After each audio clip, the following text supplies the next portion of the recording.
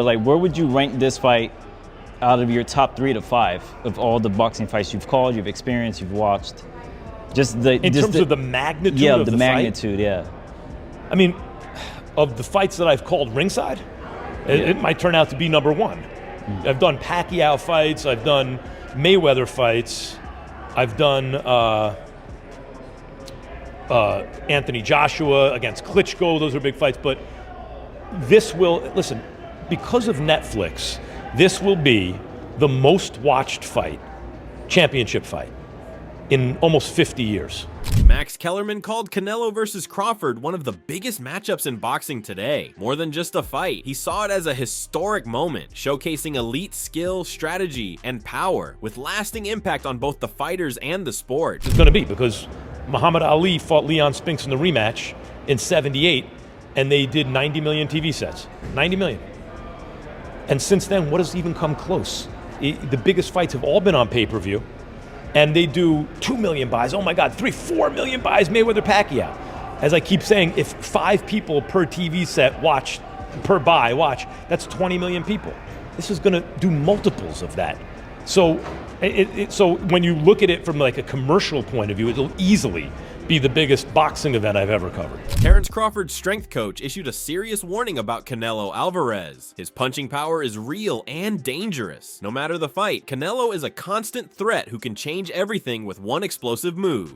Listen, I get a lot of texts asking how I'm doing, how camp is going, so I figured I could just put it up in one post. So I'm in the mountains. This dude's about to beat the brakes off Canelo and be the greatest boxer of all time, and I get to play a part in it. All is well, truly well. We good. I'm good. I'm real good.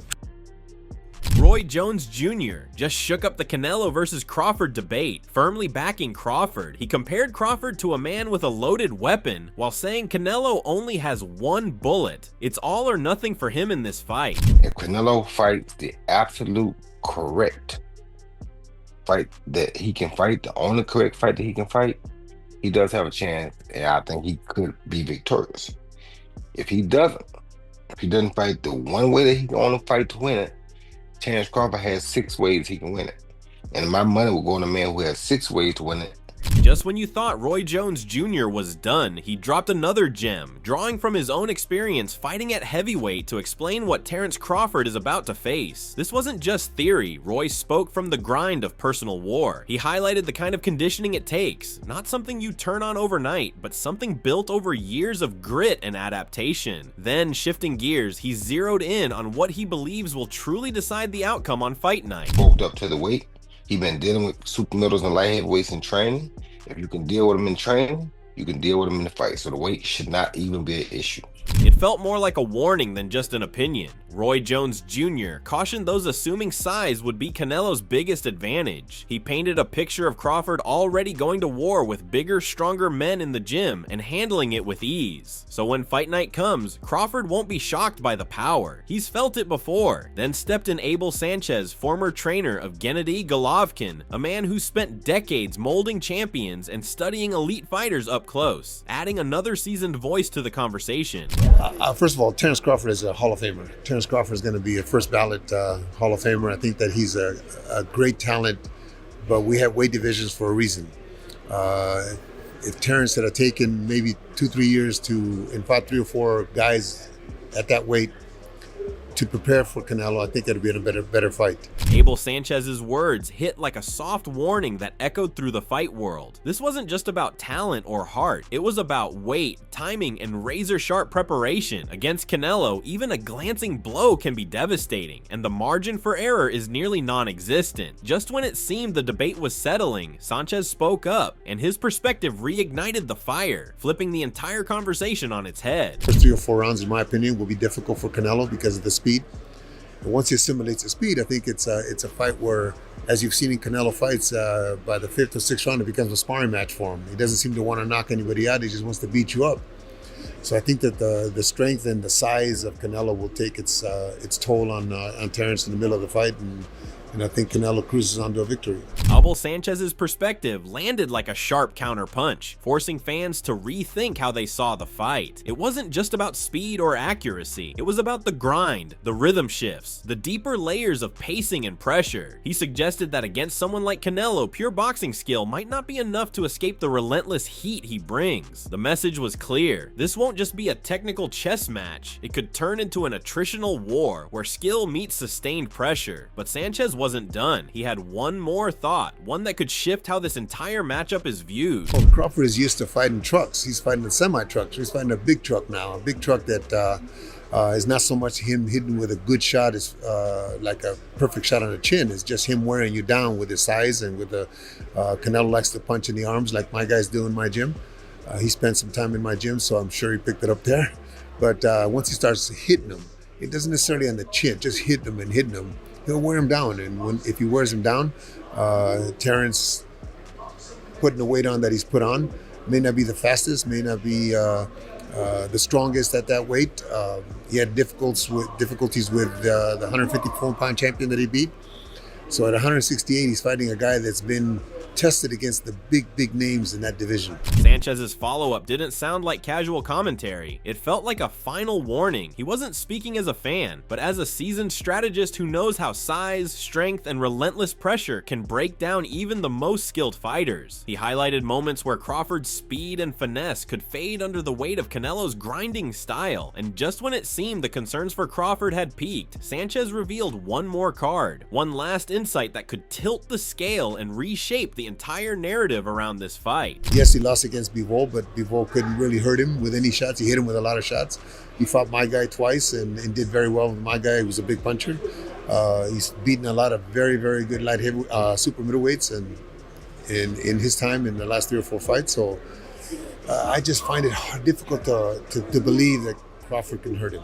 Sanchez's words carried the calm certainty of a man who studied both fighters far beyond the highlight reels. He wasn't talking about flashy knockouts or one-punch theatrics. He was talking about raw physical power, toughness, and the kind of pressure that breaks opponents down over time. But Roy Jones Jr. wasn't sold on that being the full story. In fact, he hinted that Crawford might just defy the odds and pull off the very thing so many believe is impossible, turning the narrative on its head when it matters most. He is, and not only to mention is he the guy that can, he's already done it. How many 2 or 3 division undisputed champions have we ever had besides Usyk is a 2 division undisputed champ? This dude is a 3 division undisputed champ already, and if he wins this, he'll be a 4 division undisputed champ. We may never see that again. From Roy's perspective, this wasn't just another marquee matchup. It was a rare opportunity to redefine the sport's limits. He wasn't swayed by the usual talk of size and weight classes. What intrigued him was Crawford's unique skill set and unshakable mentality. In Roy's eyes, those attributes give Crawford the tools to break through Canelo's defense where so many have failed. Then Roy pushed the conversation deeper, cutting straight to the core of the debate, challenging everything we thought we knew about what it takes to beat a fighter like Canelo. See, people don't like to celebrate the reality when it's happening. They'll wait till the person dead and they talk about it. This man is the only 3 division undisputed champion that boxing has ever had.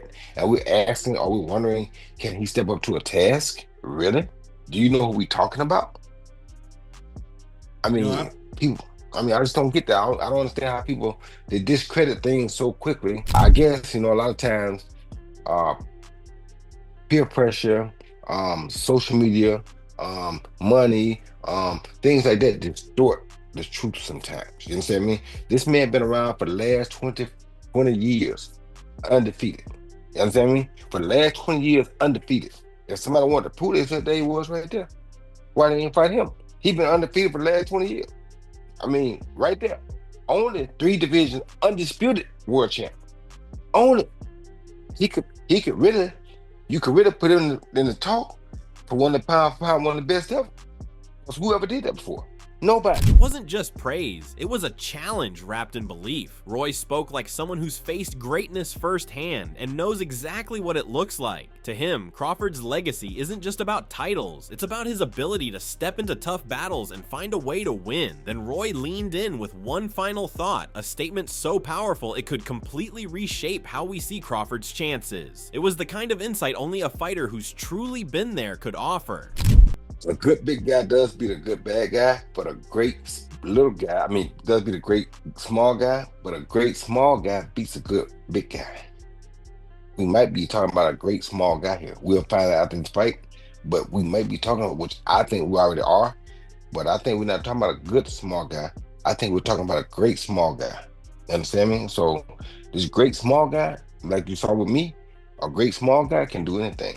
Roy's follow-up carried the weight of hard-earned wisdom and unwavering conviction from a career forged in the ring. He wasn't speaking hypothetically. He portrayed Crawford as a rare talent capable of rewriting the script on fight night. Roy Jones Jr. went even further, offering a perspective that could change how fans see the fight. His next words weren't just analysis. They were a caution grounded in real experience.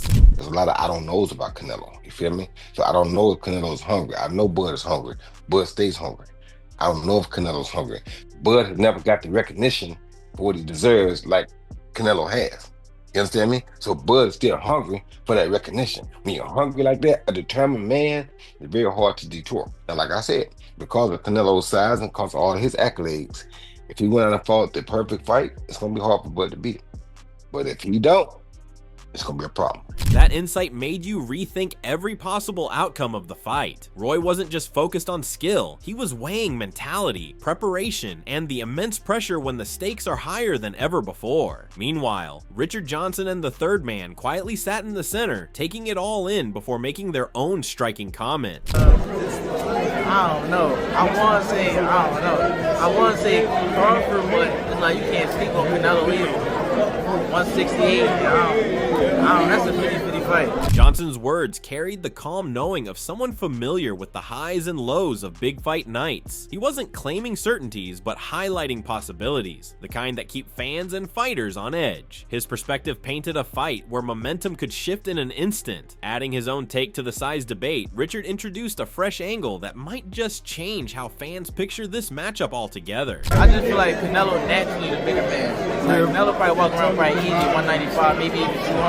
Compared to what Crawford walking around blowing up 168. Johnson's insight went beyond the numbers on the scale. It was about the real physical toll once the first bell rings. He pointed to how size can subtly shift every exchange, from clinches to absorbing shots that might break a smaller fighter. He saw the weight difference as a quiet but powerful edge for Canelo, a slow, relentless wearing down of Crawford. Then Jimmy Lennon Jr., the iconic voice of boxing's biggest nights, stepped in to add his own perspective to the mix. I tell you,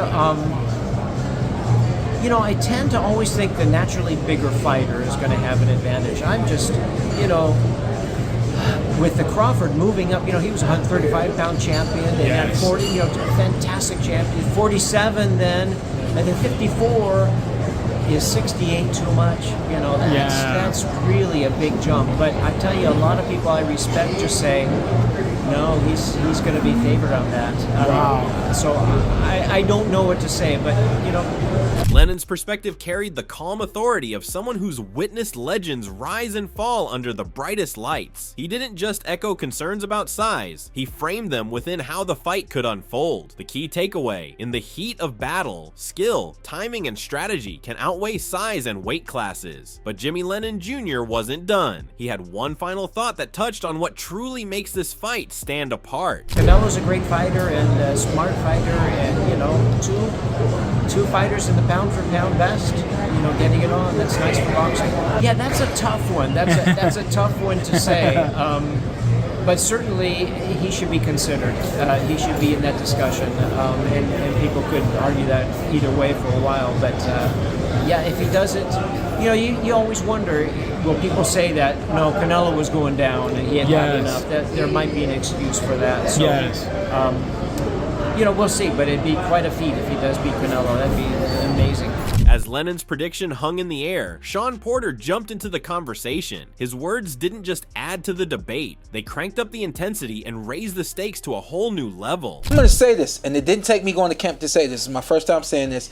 I will more than likely expound on this the week of the fight, probably night before. I think Crawford's going to get the job done. I am officially picking Crawford to win this fight. It is still 50-50, but obviously... he says that till he goes to Canelo. I'm obviously going to say that this is a 60-40 fight, and I have Crawford winning this fight. Crawford's gonna win this fight doing something that nobody's done to Canelo.